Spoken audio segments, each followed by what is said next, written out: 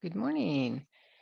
It says that we are now live. So when you check into this, whether it's live today or whether it's watching it on video, this is a webinar that I put together, and the focus of it is about integrity, but it is focused on falling out of integrity. So it takes a bit of a different perspective and something that I've been working on in my practice with my clients, and also doing some work in a program that I'm undertaking myself as I grow continuously and am always learning. So this is a fascinating topic because integrity is something that it's a buzzword. It's real, but it is a buzzword we throw around in the corporate environment, in the leadership world. And the work that I do is absolutely 100% focused on individuals and their transformation as leaders. So I am Heather Beaton, for those of you who don't know me. And what I do is I work with people to help them bring their best selves to all that they do from a leadership perspective.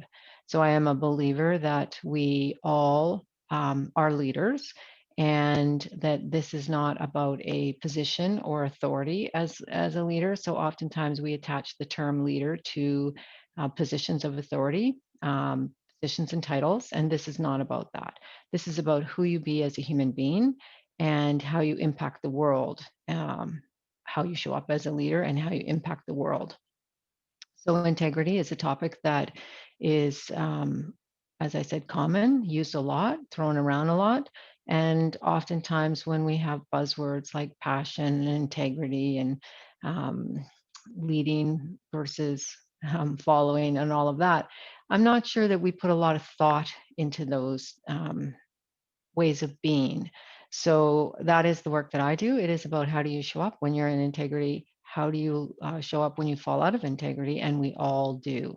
So today's topic is about falling out of integrity. And I'm going to pull up a few slides and we'll go through those slides. And then if there's anybody that is on the call that would like to talk to me, we can do that as well. I'm just going to check here and see. Uh, we don't have anybody here yet, but maybe we will, maybe we won't. Anyway, this recording will be used elsewhere, and everything has a purpose. So I'm going to pull up some slides and walk through these.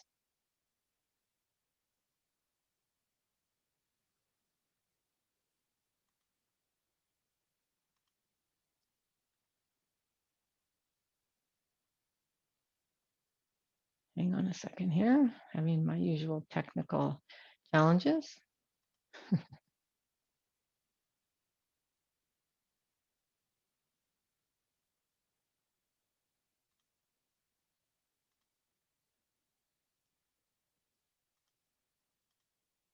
There we go. Guess we want to be at the front, eh? That'd be a good start. There we go. As they say, life is what happens while you're busy making plans.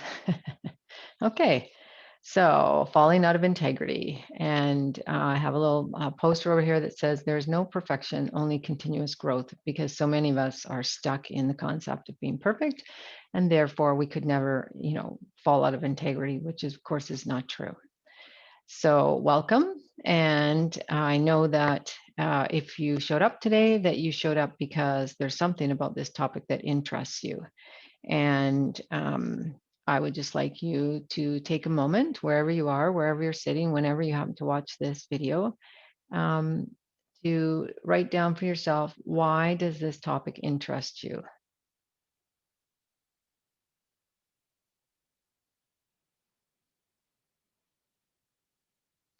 Now, I'd like you to take a moment and write down what um, your definition of integrity is. What does this term mean to you?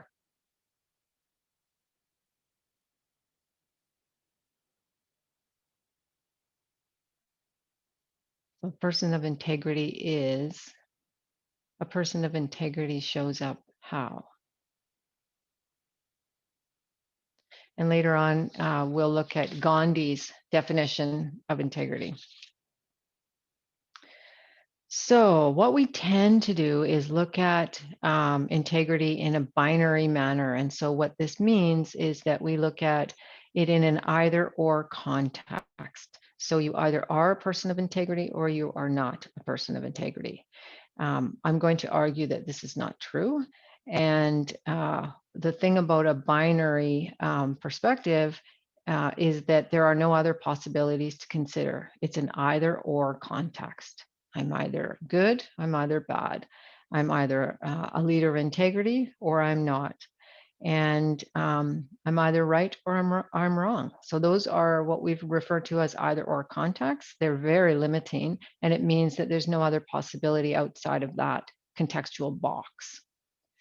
So what we tend to do in our society is that we tend to moralize integrity. So this really um, deters us from the ability to believe that we can fall out of integrity, or that we would ever fall out of integrity. Because if you're a person of integrity, you are a good person. And if you're a good person, you don't fall out of integrity. So people of integrity don't fall out of integrity because they are moral.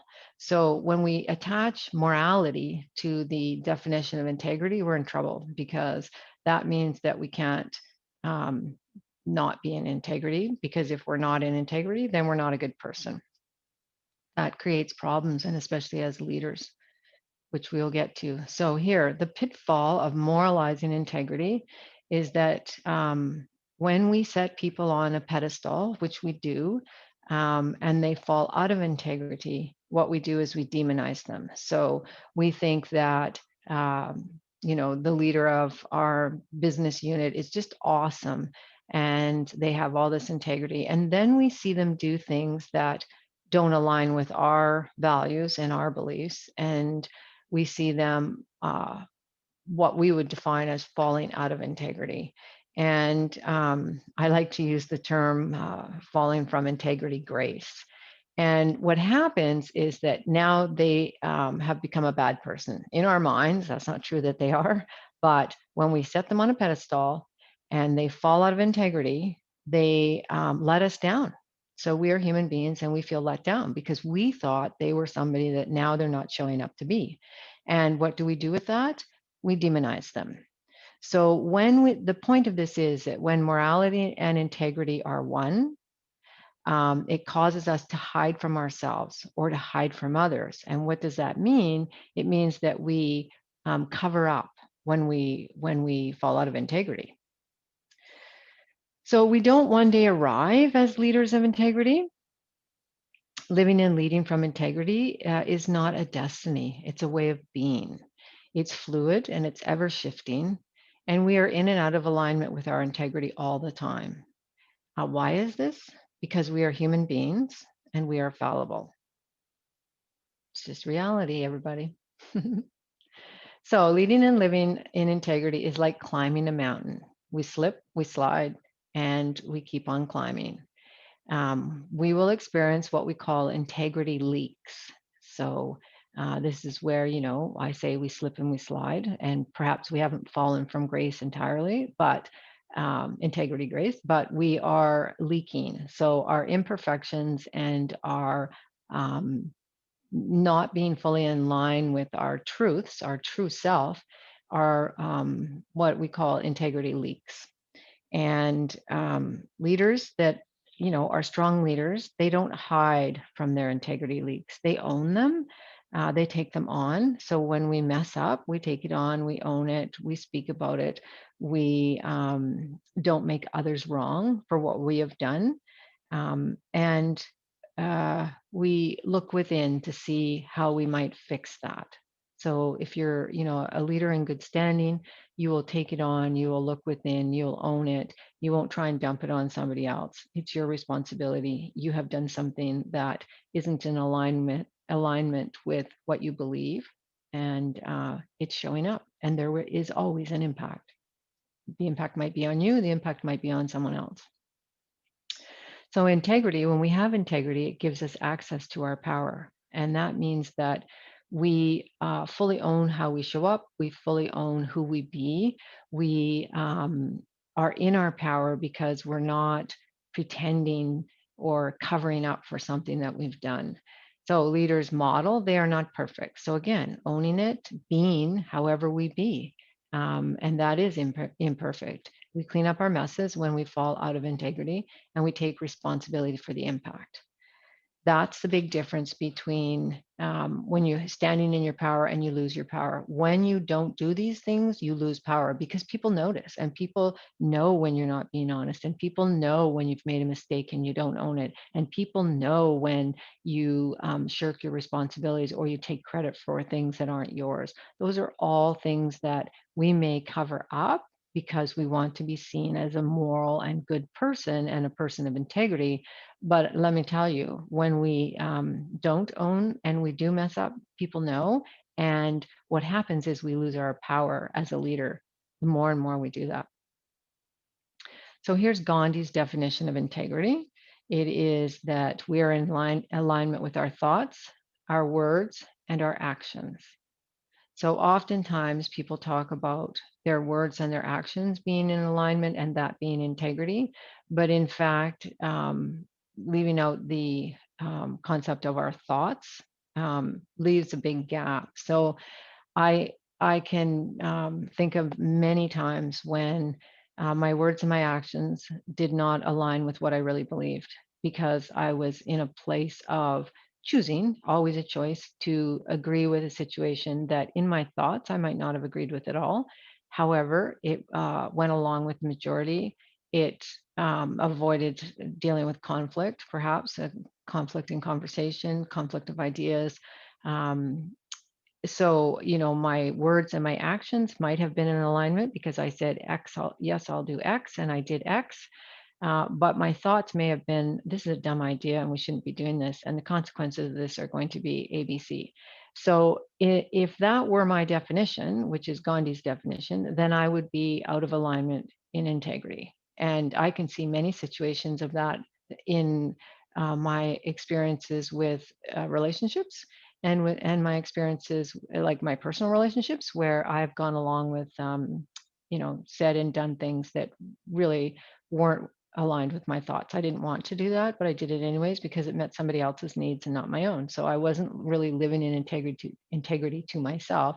And when we talk about losing power, that's a prime example of losing my personal power in a relationship when, I don't put my thoughts on the table and then my words and actions align with that. I give up some of me. And in the work environment, it's no different.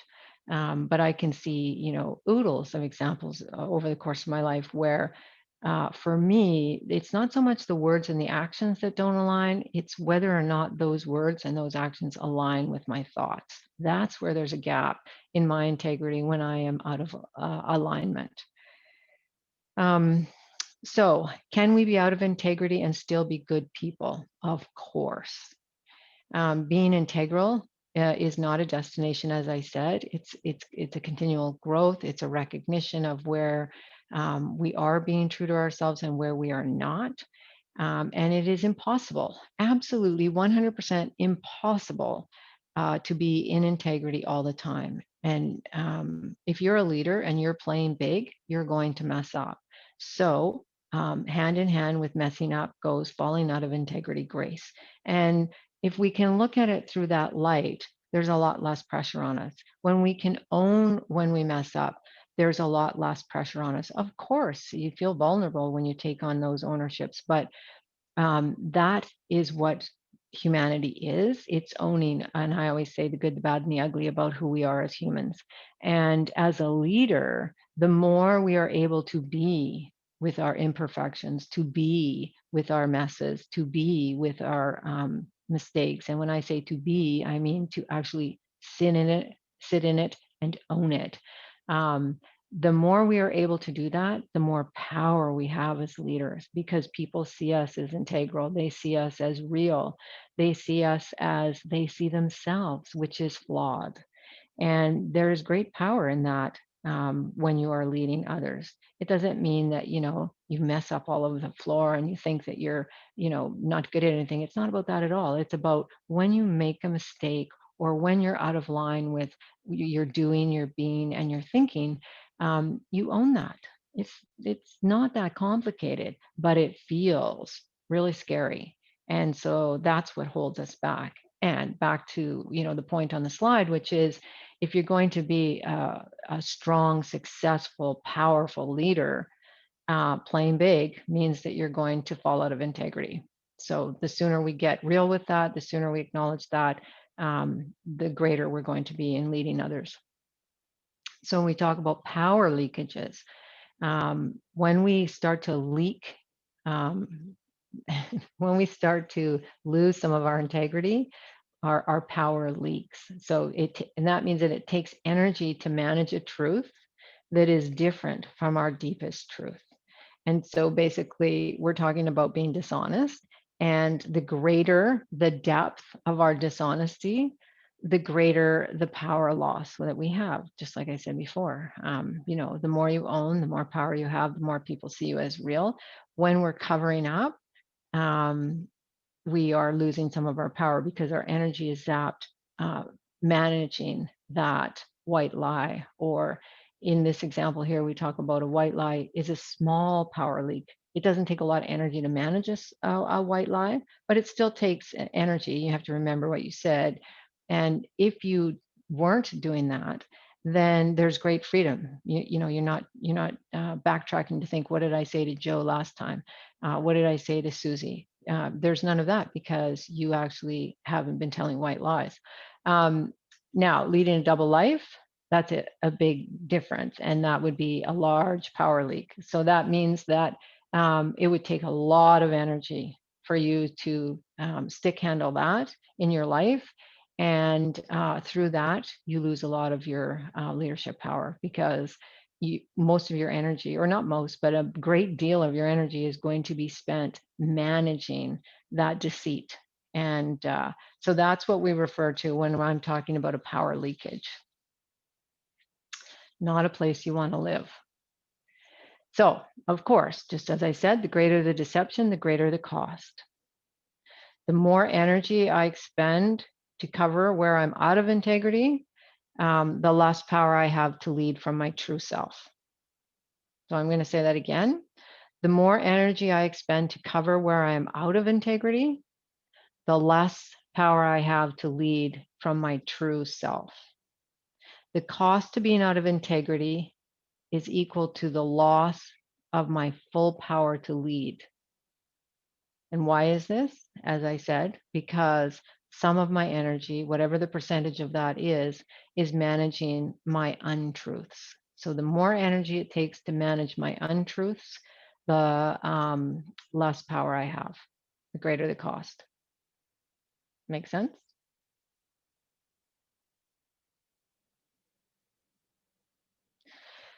There's always a justification for acting out of alignment. We are amazing as human beings, the stories that we can conjure up to make us right.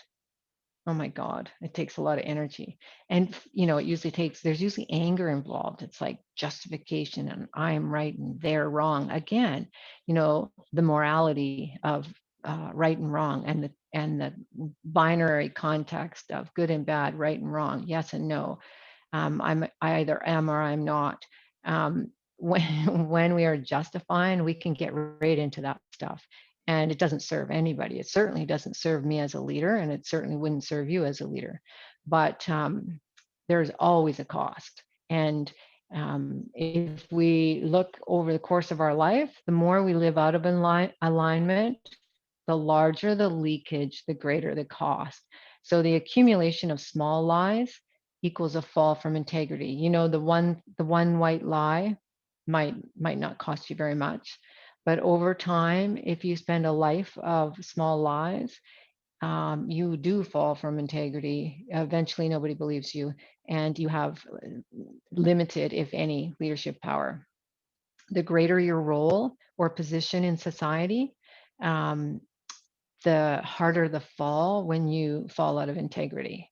So the larger the societal role you have, the greater magnification you have. So if you are, a prime minister or a president and you fall out of integrity, the platform from which you stand is high, And so the fallout is huge because it isn't just your small circle. It is like could be globally, it could be your country, it could be your province, it could be the organization that you run. Just recognizing the degree of platform that you lead on um, gives you a sense of the humiliation and how you feel degraded when you fall out of integrity and you get caught. And you get caught because you've covered up, and the greater the cover up, the greater the cost when you get caught. So the more people look to you as a leader, the more you are magnified in your leakage. So the more we leak, the higher profile we have, the greater the fall. And that's why people lie. So this just is repetitive of what I said. The more you are viewed as a person of integrity, the greater the fall and the harder it is to clean up. So when we look at a janitor and a white lie, so if a janitor applies for a job and on the application form, he or she says, I'm married, for whatever reason, it's a white lie. They're not married. And this becomes discovered. The fall from grace is probably minimal. The cost is therefore low. So the employer might be disappointed, but the impact on the rest of the world is fairly limited. Other than the janitor, he or she themselves will likely be embarrassed, but the impact on other people is probably uh, minor.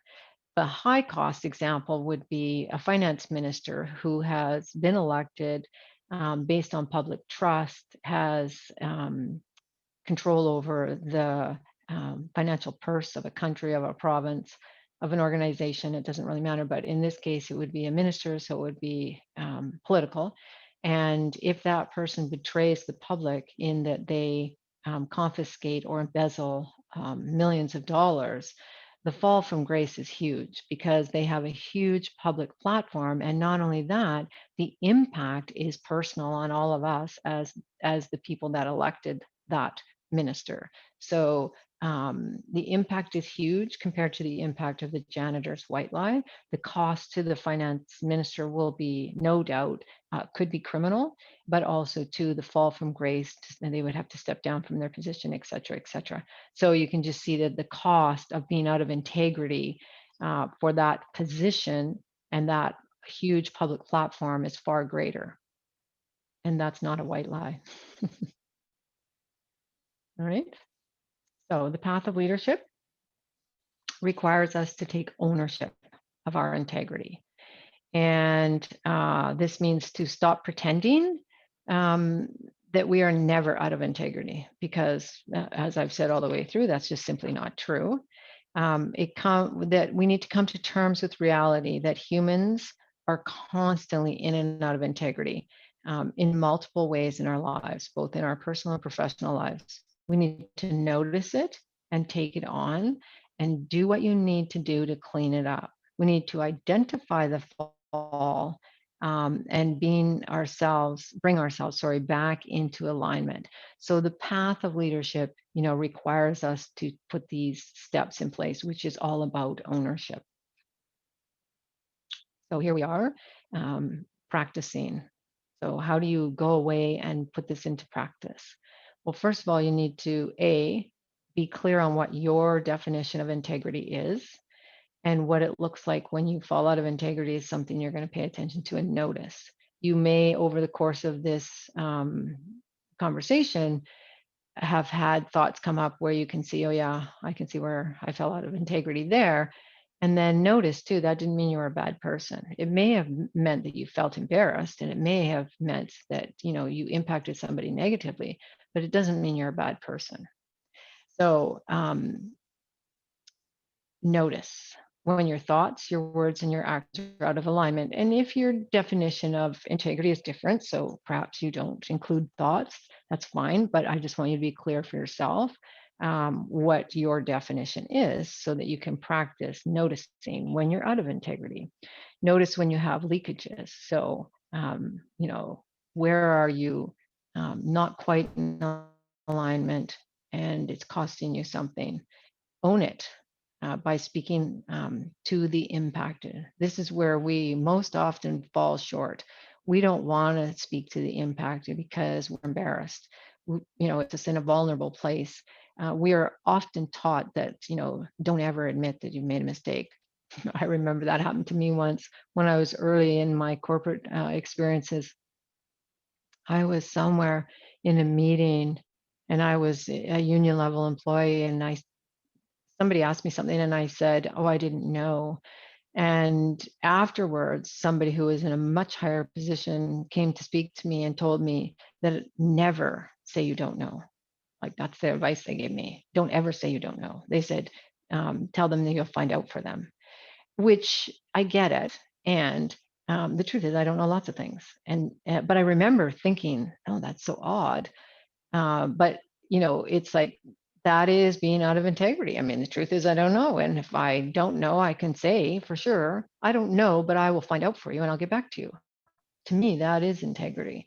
Um, to not ever say that because someone told me that that is career limiting is insanity. But I've experienced all of those things. So it's really important to notice and to recognize what the impact will be. So listen to your impact. When we talk to other people that we have impacted, and again, I come back to this is where, usually the thing we don't want to do is talk to somebody that we have impacted through our fall from integrity grace.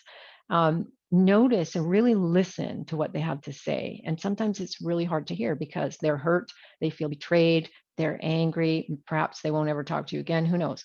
But all of that aside, really try and hear how you showed up in your leadership and lack of integrity or your integrity leak, how that impacted somebody. The more you can get that, the more empathy you will have for them, the more you will be able to bring them back into your fold. When we're busy not owning it, denying it, and coming from the place of excuses or but, anything after but, I always say is bullshit. It's an excuse and it's something we use to justify where we're at. But if you can really get into having a conversation, recognizing the impact you've had, and then notice what is the cost of that impact? What is the cost to you as a leader for what has transpired? And see if you can actually make note of that. What is it costing you and as a leader, and what does it cost the other person? That's the impact on them. So ask what you can do to clean it up, and what is required to repair it. Those are the things that you're going to do to own it. So that's your practice for the next little while. Simple, eh? And recognizing that we can't always fix everything, but we can be sincere in our effort to own that we've done something that is less than who we want to be. So make a list of here's your practices, make a list of all the places where your thoughts, words, actions are out of alignment. So that's your task if you want to take this on for the next, I would say, next couple of weeks, is to really notice when you are falling out of integrity. So notice the places where your thoughts, your words, and your actions are out of alignment. And again, I say if your definition is different, just work with it in that regard.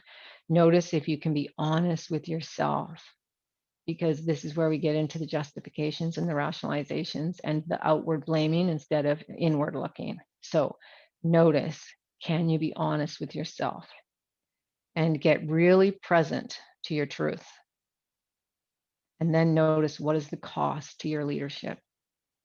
What you have done, what you have seen, what you have noticed, what you have acknowledged as you're falling out of integrity. What is the cost to your leadership? And the more you really put some energy into noticing this, seeing this, expanding your awareness around this, the less leakage you will have, because you will catch yourself before you go down that road. So that sums it up with respect to the conversation on this topic.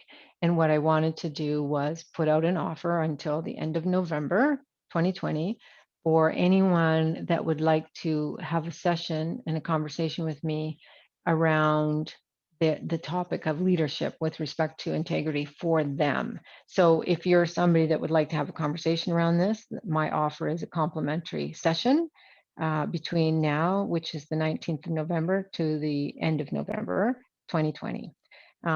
If you are interested, then send me an email and I will get back to you and we'll set up a time. And then there's um, nothing to it other than you really want to have a conversation. And I'd love to support you around that. I think that this is a super, super important topic. Of course I do, or I wouldn't be spending my time talking about it or, trying to serve other people with how increasing their awareness of how it impacts their leadership. So on that note, let me know if you're interested. I'm going to post this on my newsletter. So if you're in my newsletter distribution list and you'd like to have a conversation around this, please reach out. You've got my email. And just wanted to give a shout out for my upcoming program of Illuminate, Unleash Your Inner Leadership Brilliance, which is a women's program, which starts in January 2021. This is my Passionate Women's program. This is a program that really focuses on leadership transformation. And it's called Illuminate for a reason. It's intentional. It's a small group and it's really about shining the light within and getting a much, much deeper understanding of how we get in our own way and we're holding ourselves back from stepping and accomplishing what we're really capable of.